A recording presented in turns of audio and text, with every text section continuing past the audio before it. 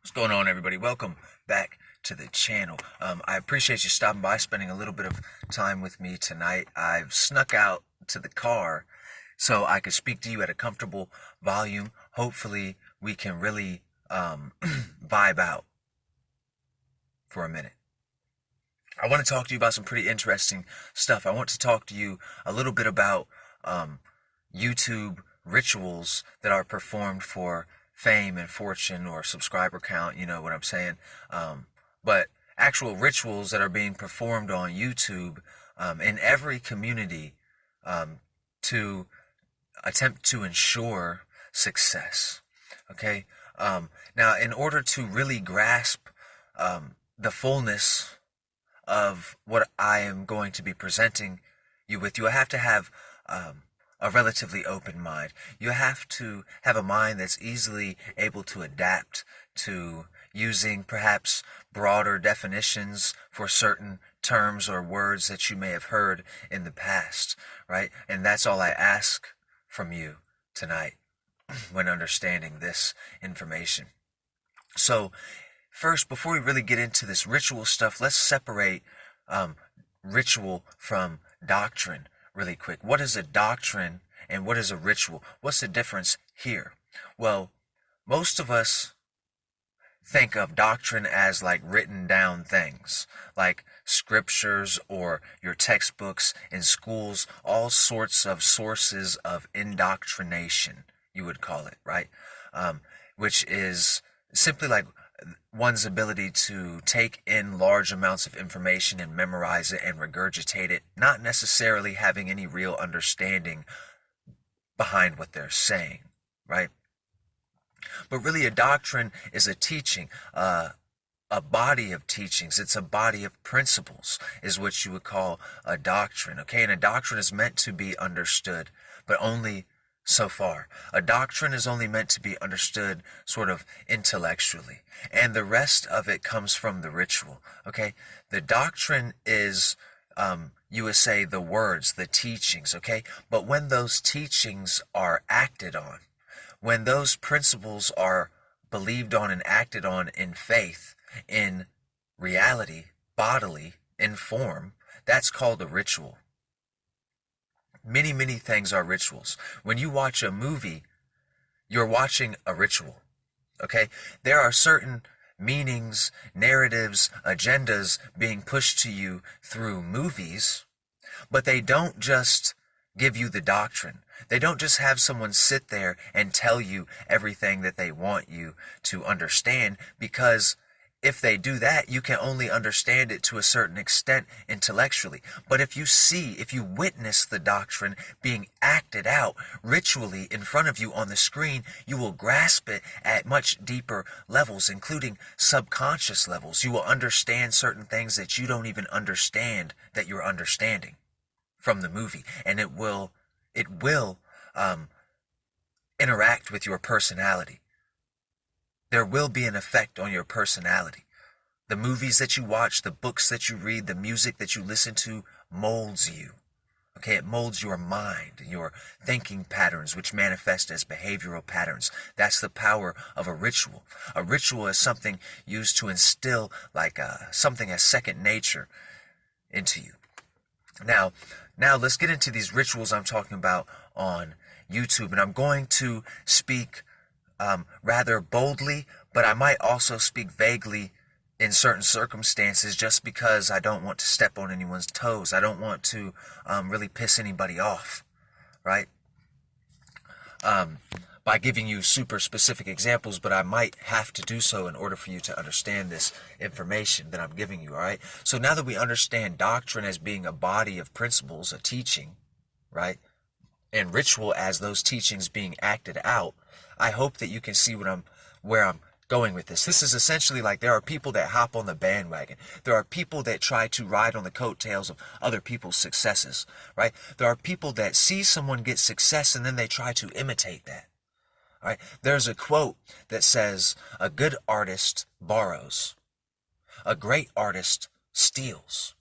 So they say what a great artist is capable of doing is stealing all of their work from someone else, essentially, but adding their own unique personal touch, hoping to improve upon it or augment it in some way to make it more appealing to maybe a slightly different demographic or something like this, right? Or to just make it more personal. So I'll give you a firm example of this. I'm going to drop 2 names here, but that's it. I'm not going to give you any other names. I'm going to drop 2 names of 2 YouTube gatekeepers, I would call them. Okay? And what do I mean when I say a gatekeeper? I don't mean like a government shill or whatever that word is that people say. I don't mean like these people are a member of the Illuminati or some grand conspiracy, even though you could consider them illuminated. You can consider them to be shining. They have some sort of charm. There is some sort of alluring principle, charisma about them that allows them to gain the success that they have, right? So these 2 people are both in the realm of spiritual awakening, okay? One of them, their channel's name is Spiritual Soul. Okay? The other one is a gentleman named Ralph Smart. His channel is called Infinite Waters. Okay? Now, these would be what I would call 2 YouTube gatekeepers. Okay? But I mean that in a compassionate way. I don't mean it in a bad way. I'm not saying that these are bad people when I say gatekeeper. What I mean is that they have discovered the keys to success in their individual fields of expertise.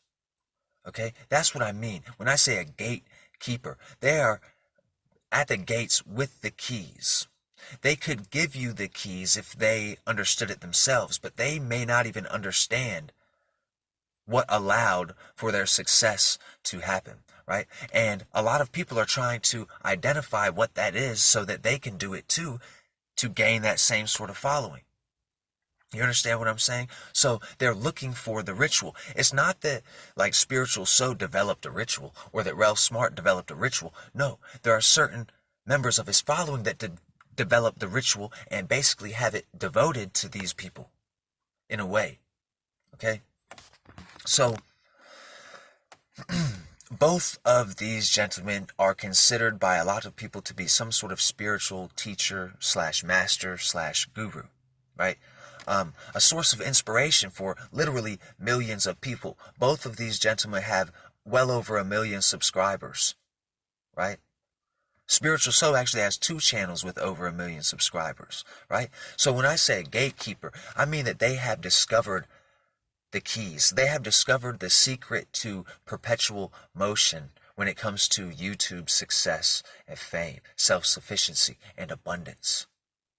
Right? You understand what I'm saying? This is what I mean when I say a gatekeeper. So don't get it twisted and think I'm saying that these are bad people. I actually quite enjoy checking in with them and seeing what they have going on. I enjoy the content. You know what I'm saying? So I'm in no way, shape, or form downing their channel or their content or them as a person, right?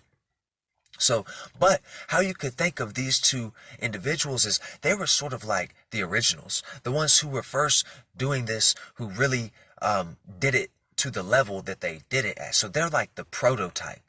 You know what I mean? They're like the trendsetter. You could think about them like this. If ever there was an original of anything, you kind of consider Ralph Smart to be an original. There is no other Ralph Smart like that. You're not going to find anybody else that's doing the things that Ralph Smart does. Just like you're not going to find anybody else that's doing what Spiritual Soul does. And on the low, you won't find anybody that's doing what I do or that does what you do on YouTube. But a lot of people don't understand that, right? But anyway, now they have set the trend.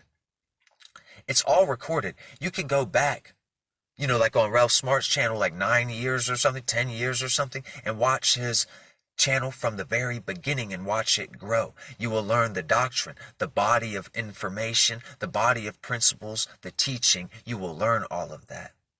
And then you will act on that information in reality, and you do it on camera for the following. You see what I'm saying? You perform the ritual here, and it attracts that success to you. So if you go back and you look at all of Ralph Smart's videos, or you go back and you look at all of Spiritual So's videos, essentially what they've done is outlined for you the perfect path to success, right? For them, the perfect path for them. They have done everything. They have put the ritual on camera and embodied the doctrine for you. And all you have to do is make that personal for you. Now you have to do it on your channel. So let's say Spiritual So made a video about opening his third eye. Okay, so now you have to do this ritual. If you want to gain a following in that same field of expertise, you too will also have to commit that doctrine to heart or to memory, and then act on that, put it into action, and achieve the same experience that Spiritual So experienced, that he called opening his third eye and entering the fourth dimension or the fifth dimension or whatever, right? So you will have to do that, talk about your experience, talk about the ritual that you've done on camera. And then you will just follow the next step, step by step, but each one will be personal for you because it's your experience. You see what I'm saying? So this is what I mean when I'm talking about rituals being performed on YouTube.